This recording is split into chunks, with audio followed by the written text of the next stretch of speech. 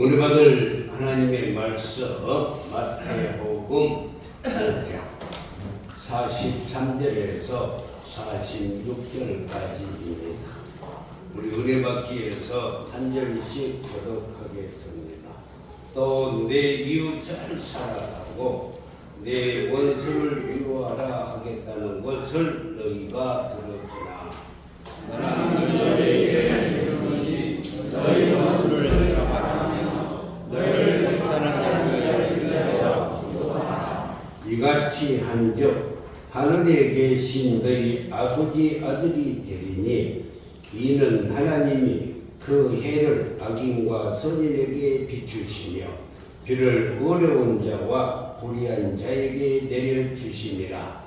너희가 그를 사랑하는 자를 사랑하면 무슨 힘이 있으리요? 세리도 이같이 아니하느니라. 아멘. 오늘 설교 제목은 원수를 사랑하라 라는 제목입니다. 그런데 마귀는 은혜를 원수로 갚는 거예요. 그러니까 내가 은혜를 받고 도움을 받고도 원수처럼 생각하는 것은 지금 마귀의 조종을 받고 있다라고 생각하면 됩니다. 세상 사람들은 나를 사랑하는 사람만 사랑해요. 기부한테 나를 사랑하는 사람만 사랑합니다. 그런데 저와 여러분은 하나님께서 명령하시기를 원수까지라도 사랑하라 라고 말씀했어요. 오늘 본문에서 주님은 내 이웃을 내 몸과 같이 사랑하라 이렇게 말씀했는데 이 말은 하나님의 사랑을 실천하라 라는 말씀입니다. 하나님의 사랑은 너무나도 넓고 그리고 한없이 길고 그리고 좁고 아주 깊습니다. 그래서 하나님의 사랑의 넓이를 재보면은 이 지구의 넓이보다가 훨씬 넓은 것이 하나님의 사랑의 넓이에요. 그뿐만이 아니라 하나님의 사랑의 길이는 영원토록 계속될 만큼의 길이가 하나님의 사랑의 길이입니다. 하나님의 사랑의 높이는 하늘 꼭대기까지 다다를 정도로 하나님의 사랑의 높이가 되고 하나님의 사랑의 길은 가장 타락한 인간에게까지 도달할 정도로 깊은 것을 말합니다.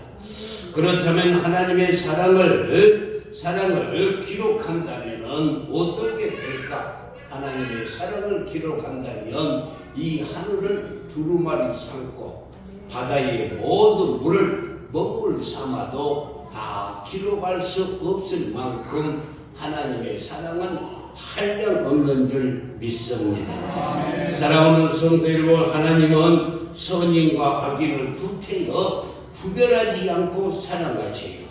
하나님은 선인도 사랑하지만 악인도 사랑해 주십니다. 그래서 오늘 본문 45절 말씀에 잘 들어있는데 하나님이 그 해를 비칠 때 악인에게도 비춰주시고 선인에게도 비춰주셔요. 그리고 비를 내릴 때도 어려운 자에게도 내려주시고 불의한 자에게도 내려주신다라고 이렇게 말씀을 했습니다. 우리 생각 같으면 아침에 따뜻한 햇볕이 뜰 때 저 원수의 나라 일본에는 절대 비춰주지 않았으면 좋을 것 같은데 하나님은 거기에도 따뜻한 햇살을 비춰줍니다. 그리고 하나님은 예수 믿는 저와 여러분에게만 햇빛을 비춰주시면 좋겠는데 하나님은 그렇게 하지 아니하고 믿지 않는 사람들까지도 다 비춰주시는 사랑이 넓으신 하나님이신 줄 믿습니다. 아멘. 우리 생각에는 백성들을 못살게 구는 북종하고 있는 김정은이에게는 몇 년간 비가 안 왔으면 좋겠는데 하나님은 그도 사랑해서 때를 따라 거기에 비를 주시고 또 하나님께서는 그리고 햇볕도 주시고 저와 여러분에게도 똑같이 비와 햇볕을 주시는 하나님이 우리 하나님이라는 것입니다. 네. 그래서 하나님의 사랑은 너무나도 커서 악인과 서인을 구태여 구별하지 아니하고 다 주시는 하나님. 그런 반면에 그렇다면 우리는 어떤 사랑을 하고 있는가? 하나님은 선인에게 악인에게 다 이렇게 주시는 햇빛도 주시고 비를 주시는데 그러면 우리는 어떠한 삶을 살고 있는가? 46절 말씀을 보니까 너희를 사랑하는 자를 사랑해. 우리는 나를 사랑해는 죄진 자만 사랑해요. 그것도 감사할 일이에요. 나를 사랑하는 자를 사랑해주지 않는 사람이 우리의 주위에 얼마나 많은지 몰라요. 그뿐만이 아니라 우리는요, 여기서 알아야 될 것은 47절에서도 말씀했는데 너희 형제들에게만 무난하면 남보다 변함시 보시냐. 너희 형제, 너희 자녀, 너희 부모들만 사랑하면 그것이 이방인들도 다 하는 거예요. 세상 사람들, 세리도 하는 것이에요. 우리 형제를 다 사랑하지 부모는 다 사랑하지 않아요. 이런 것은 세상 사람도 다 하는 것입니다. 이런 사랑은 하나님의 사랑과는 거리가 멀어요. 46절에서 말씀하고 있어요. 잘 말씀, 너희를 사랑하는 자를 사랑하면 그것이 무슨 상이 있겠느냐? 세리도 이와 같이 하고 이방인들도 이와 같이 다 한다고 말씀했어요. 노력하지도 않고 할 수 있는 사랑입니다. 하나님은 이런 사랑을 우리에게 절대로 명령하지 아니하고 이런 사랑은 예수를 믿어도 믿지 않아도 도둑놈도 허물 있는 사람도 다 할 수 있는 사랑이에요. 그러나 내가 하는 사랑은 너희들도 하라라고 이렇게 말씀했는데 그 사랑은 바로 아가페의 사랑이에요. 아가페의 사랑은 우리가 하나님과의 원수 되었을 때 우리를 사랑해 준 사랑. 하나님과 원수 되었을 때 하나님과 우리를 하나 되기 위해서 십자가에서 피 흘려 죽으신 예수 그리스도의 사랑. 그것이 바로 아가페 사랑이에요. 그래서 사도 바울은 로마서 5장 10절에서 곧 우리가 원수 되었을 때 누구하고 아담과 하와가 죄를 지음으로 말미암아서 하나님과 원수 되었을 때 그 아들의 죽으심으로 예수님이 죽으심으로 말미암아 하나님과 화목하게 되었은즉 화목하게 된 자로서는 더욱 그의 살아나심으로 말미암아 구원을 받을 이것이니라 라고 이렇게 말씀했어요. 우리가 원수 되었을 때 무조건 사랑해준 그 사랑이 아가페 사랑인데 그 아가페 사랑은 모든 허물을 덮어주는 사랑이요.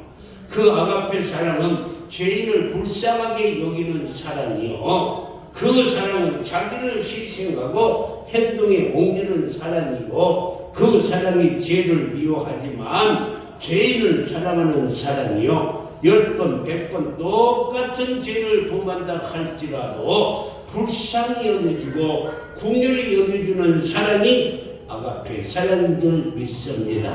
사랑하는 성도 여러분, 그렇습니다.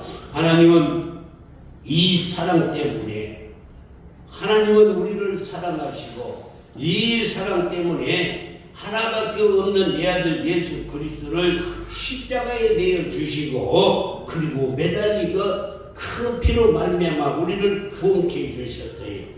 예수님 또한 이 아가페 사랑 때문에 우리를 위해서 십자가에서 피 흘려 몸바쳐 죽으셨던 것입니다. 그래서 아가페 사랑은 원수까지라도 사랑하는 사랑이 아가페 사랑인 줄 믿습니다. 그 사랑을 지금 우리 보고 하라는 거예요. 하나님께서 그 사랑을 원수까지라도 사랑하라는 것입니다. 그 사랑이 바로 우리가 해야 될 사랑, 원수까지라도 사랑해야 하는 사랑인 줄 믿습니다. 사랑하는 성도 여러분, 하나님이 원수까지를 사랑하라고 했으니까 우리도 원수까지도 사랑해야 합니다. 원수가 굶주린 것을 보면 먹을 것을 갖다 주고, 원수가 목마른 것을 보면 마실 것을 갖다 주고, 원수가 헐벗고 있으면 입을 것을 갖다 주고, 그를 위해서 기도해 주라는 것입니다. 그들을 미워하고 원수 같겠다고 생각하면 안 된다는 것입니다. 자기처럼, 하나님이 자기처럼 사랑하라고 했으니 나도 실천해야지. 내가 하나님의 아들이라면 적어도 하나님의 하시는 일을 흉내라도 내야지 하는 마음을 가지고 의지적으로 순종해서 원수까지라도 사랑하는 우리 모두가 되기를 주님의 이름으로 축복합니다. 일본인들이 36년 동안 우리 민족을 얼마나 고통을 주고 기독교 말살 정책을 세워서 우리의 믿음의 조상들을 핍박하고 죽이고 만행을 저질렀습니다. 그러니까 일본 하면 괜히 닭살이 돋아요. 얼마나 많은 일이 심했습니다.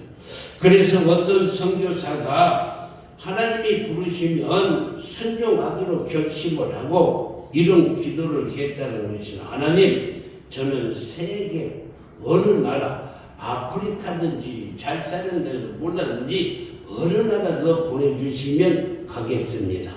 아굴 골짜기라도 빈들이라도 복음 들고 가겠습니다. 그래 놓고는 단서를 붙이는데 단 일본만은 가지 않게 해주세요.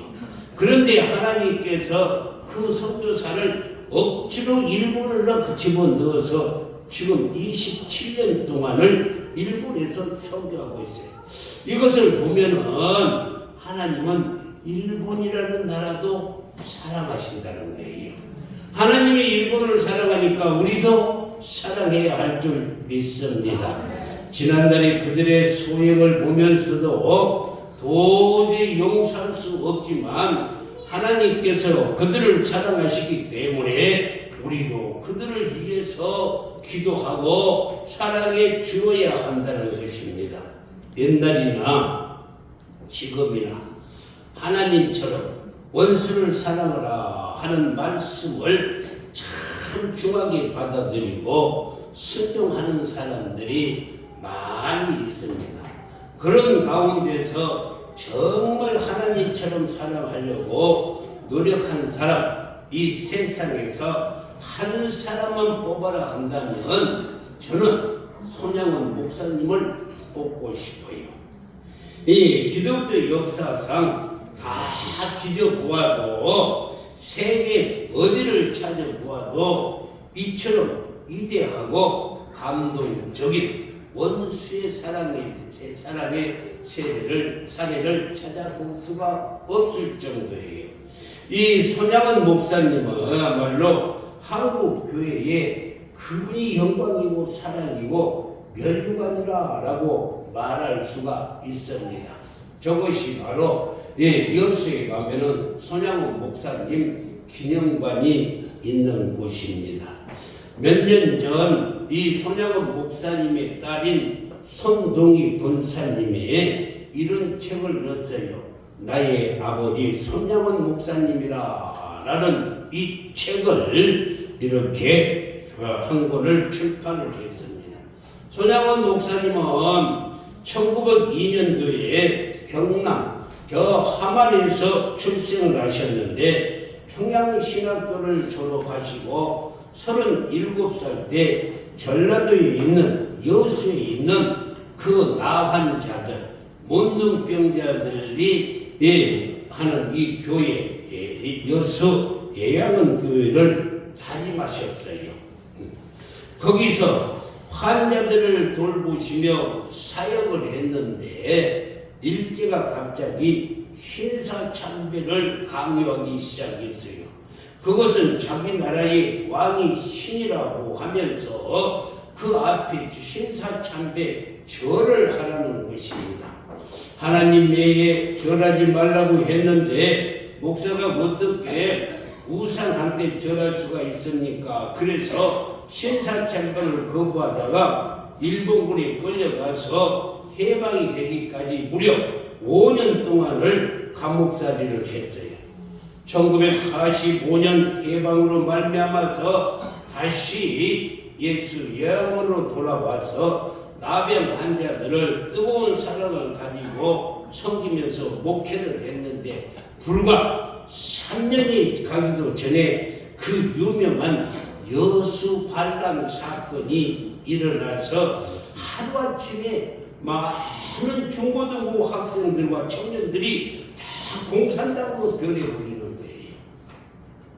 평소에 예수 믿는다고 아니꼽게 생각하던 그 고등학생이 손양원 목사님의 큰아들 이 동인이와 둘째 아들 동신이를 여수 반란 사건이 일어나자마자 이렇게 끌고 가서 구타를 하고 고문을 하고 너 예수 안 믿겠다고 하면 놓아주겠지만은 끝까지 예수 믿겠다고 하면 죽여버리겠다 했는데 그들은 끝까지 예수님을 부인하지 않고 두 형제가 우리는 절대로 예수님을 포기할 수 없다 하고 버티다가 총살을 당하게 됐어요. 그래서 그 손양원 목사님의 두 아들이 이 순교를 했어요. 그런데 이 놀라운 사실이 하나 있는데 두 아들이 장례를 마치고 손양원 목사님이 그의 딸 이 동희를 불러가지고 이렇게 말했어요. 목사님의 딸 동희를 앉혀놓고 자기의 심정을 이야기를 하는데 아무리 원수지만 내가 그 청년을 내 양아들로 삼아야 되겠다 하고 딸에게 말했어요. 자기의 두 아들을 죽인 그 청년을 양아들로 삼겠다는 게. 그래서 일제시대 때 5년간이나 가족들을 고생시키면서 감옥 생활을 견딘 것도 우상 숭배하지 말라는 제1, 2계명을 어기지 않으려고 한 일인데 이제 왜 절천지 원수를 놓고 나는 하나님의 말씀대로 해야 돼 하고 딸을 설득시키는 거예요. 하나님은 원수까지라도 사랑을 해라 했으니 나는 그 일을 내 아들로 삼아야 된다. 동의야. 제1, 2계명도 하나님의 명령이라면 원수까지라도 사랑하는 하나님의 말씀도 똑같은 하나님의 명령인데 어느 것은 순종하고 어느 것은 순종치 않는다면 그보다 더 큰 모순이 어디 있겠느냐. 원수를 사랑하는 명령에 순종하지 아니하면 과거 5년 동안 감옥살이 한 것도 모두가 다 헛수고고 너희들을 고생시키고 또 이 고생시킨 것이 다 헛수고가 되고 만다. 나는 여기서 절대로 넘어질 수 없어. 너희 두 오빠는 천국에 갔는데 너희 두 오빠를 죽인 자는 지옥 갈 것이 분명한데 전도하는 목사로서 그 사람이 지옥 가는 것을 어떻게 보고만 있으란 말이냐 하면서 딸을 타일렀어요. 그러자 중학교에 다니는 딸 동희는 이해할 수가 없었어요. 아버지를. 그래서 동희는 아버지의 바지가랭이를 잡고 통곡하면서 아버지 원수를 갚아야 되는데 왜 아버지는 예수를 믿어도 그렇게 별나고 믿느냐 하면서 통곡을 하면서 아우성을 쳤던 것입니다. 그때 딸을 달려가면서 목사님은 동희야 성경 말씀을 자세히 보아라. 성경은 분명히 원수까지라도 사랑하라고 하여서 아니 용서만 해준 것 갖고는 아니 되는 거야. 그 학생을 살려주는 것만으로도 부족해. 원수를 사랑해라 했으니 사랑하기 위해서 내 아들로 삼아야 돼. 그러니 아버지의 뜻을 따라주라고 하시며 눈물로 간곡히 딸을 설득시키니까 딸이 나중에 아버지의 뜻을 따르기로 약속을 하고는 형장으로 달려가서 그 지휘관을 붙들고 아버지의 마음을 간절히 눈물로 호소를 했어요. 그랬더니 지휘관이 감동을 받아서 그 범인을 현장에서 빼내주고 살아났던 것입니다. 그리고 그 사람은 손양원 목사님이 양아들이 되어서 목사님의 집회에 갈 때마다 따라다니면서 은혜를 받았어요. 그런데 2년이 채 못 되어서 유교가 터져서 북한 공산당에 이 전라도까지 칠투에 내려와가지고 손양원 목사가 잡혔습니다. 목사라고 하니까 여지없이 끌려가서 가수원에서 총살을 당했던 것입니다. 양아리 된 그 청년은 나중에 세 사람이 되었고, 그리고 장가를 가서 낳은 아들이 지금 목사님이 되어서 얼마나 큰 일을 하고 있는지 몰라요. 지난번에 보니까 21일 다니엘 기도원, 그 다니엘 기도에 오륜교에 사는데 그게 강사로 나와서 말씀을 전하는데 얼마나 그 양아들의 아들이 목사가 되었어요.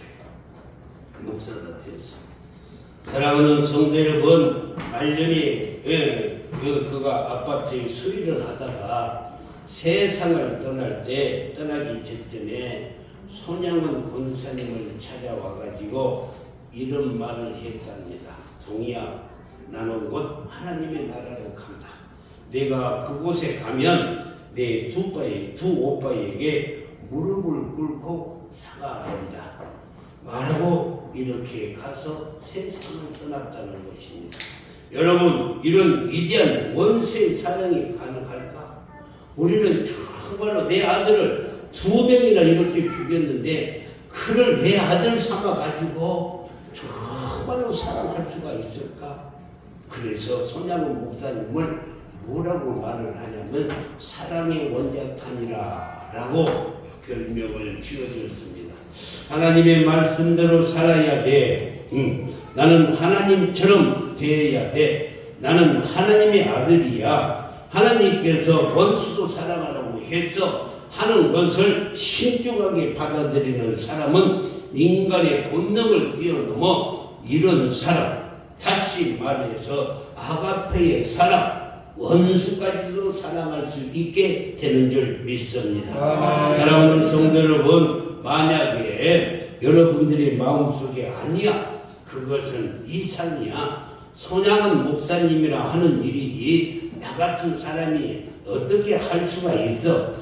내가 낳은 자식도 말을 듣지 않으면 미워 죽겠는데 원수 사랑이 어디 있냐, 이렇게 계속 마음으로 생각하고 그런 음성이 들린다면 그건 성령의 음성이 아니고 그것은 마귀의 음성을 듣고 있는 것입니다. 우리가 누구의 음성을 귀에 들어야 합니까? 성령의 음성을 귀를 기울여야 할 줄 믿습니다. 사랑하는 성도 여러분, 하나님께서는 우리가 거룩한 자녀가 되도록 하기 위해서 우리가 예수를 믿고 고백하자 말자 성령으로 우리를 거듭나게 해주시오.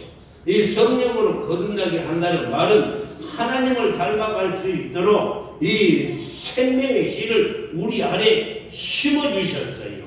그 씨가 지금 우리 안에서 자라고 있습니다.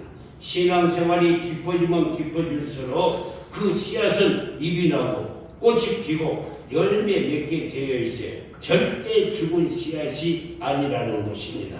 그것이 바로 생명의 씨앗인 줄 믿습니다. 그 씨앗이 자라고 있습니다.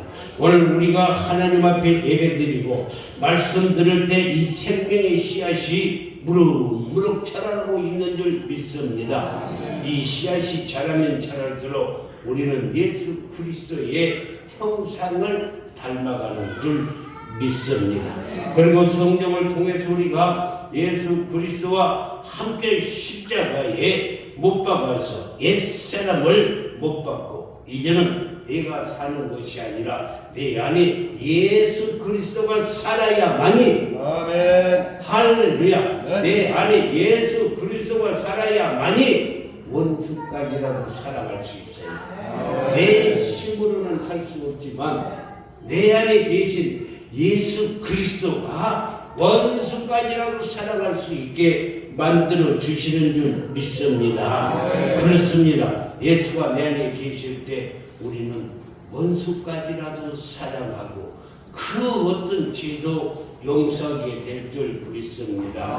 사랑하는 성도 여러분, 나를 사랑해 주니까 나도 사랑하는 것, 그건 아무라도 할 수 있는 거예요. 오직 내 자식이니까, 내 형제 부모이니까 사랑한다, 이것 또한 누구나도 하는 사랑입니다.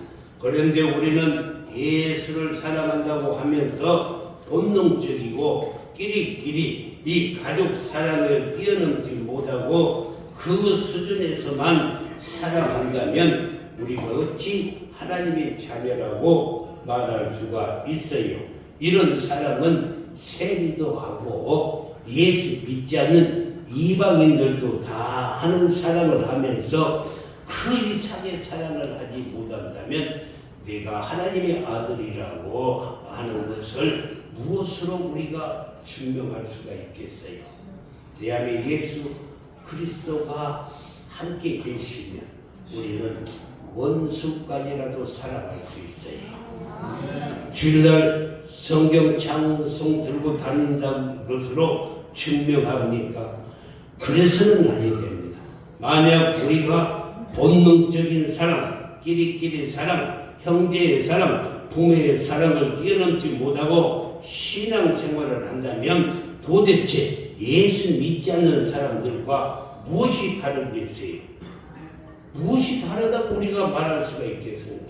선양원 목사님만 원수를 사랑할 수 있는 것이 아니라 우리도 원수까지라도 사랑할 수 있는 것은 내 안에 지금 성령께서 함께 계시기 때문에 믿으시면 하면 이 믿음 가지고 신앙생활을 한다면 동토와 같이 얼어붙은 이 세상, 정말로 자기밖에 모르는 마귀의 화신들이 우글거리는 이 세상에 나가서 진정한 하나님의 사랑을 가지고 그들을 녹이고 그들을 하나 되게 하고 화목해 줄 뿐만이 아니라 병든 이 사회를 우리가 사랑으로 녹이게 될 줄 믿습니다. 내가 내 가정부터 내가 하나님의 자녀들이 사는 이 작은 예수들이 사는 가정으로 바꾸어 놓을 수 있는 것은 내 안에 예수 그리스도가 계셔서 그분과 함께 할 때, 그분의 사랑이 넘칠 때 여러분의 가정이 작은 예수의 가정이 될 줄 믿습니다. 우리 먼저 이런 사람이 되어야 돼요. 그럴 때 하나님께서 영광을 받으실 줄 믿습니다. 꼭 기억하시기를 바랍니다. 하나님은 우리를 소유한 것으로만 만족하는 분이 아니라 하나님은 우리를 바꾸어 가기를 원하셔요. 우리를 창조하신 하나님께서는 우리 모두가 하나님의 형상을 닮아가도록 오늘도 우리를 인도해 주시고 우리를 가꾸어가고 계세요. 이 하나님은 우리 모두가 예수님처럼 되기를 소망하고 계십니다. 이 목적을 이룰 때까지 하나님은 쉬지 아니할 것입니다. 반드시 그리고 하나님은 이 목적을 이루실 것입니다. 세상에 있을 때부터 이 목적을 위해서 오늘도 하나님은 우리를 인도하여 주시고 이끌어 가시고 성화시켜 가고 계시는 줄 믿습니다. 이 사실을 꼭 명심하시고 내가 누구냐?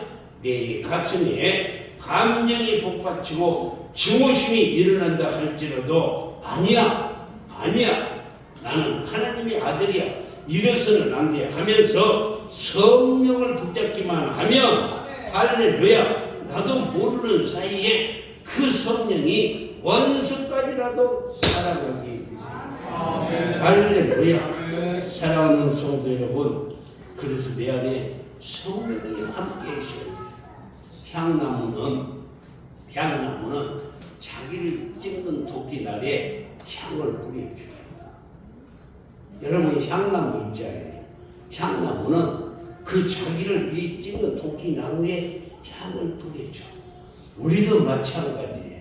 우리는 정말 향나마가 되어서 내게 그냥 큰 어려움을 주고 고통을 주고 나를 시기하고 미워하고 질투하고 원수로 생각한 자라도 우리가 향나무가 되어서 예수 그리스도의 향기를 품어서 그들을 사랑해 주면 그들이 반드시 하나님께 돌아와서 하나님의 자녀가 될 줄 믿습니다. 마태복음 6장 14절과 15절 말씀을 보면 너희가 사람의 잘못을 용서하면, 그러니까 너희가 너희의 남편의 잘못을 용서하면, 너희의 아내의 잘못을 용서하면 하늘에 계신 너희 아버지께서도 너희의 잘못을 용서해 준다. 내가 먼저 다른 사람들의 죄를 용서해 줄 때 하나님께서도 나의 잘못을 용서해 주시는 거예요. 아멘. 15절 말씀에서는 너희가 사람의 잘못을 용서하지 아니하면, 내가 용서할 때 하나님도 용서해 주는데 내가 용서하지 아니하면 하나님께서도 나의 잘못을 절대로 용서해 주시지 않는다는 거예요. 네. 그렇다면 내가 원수까지라도 사랑한다면 나에게 원수를 지고 있는 그 사람도 나를 용서해 주세요.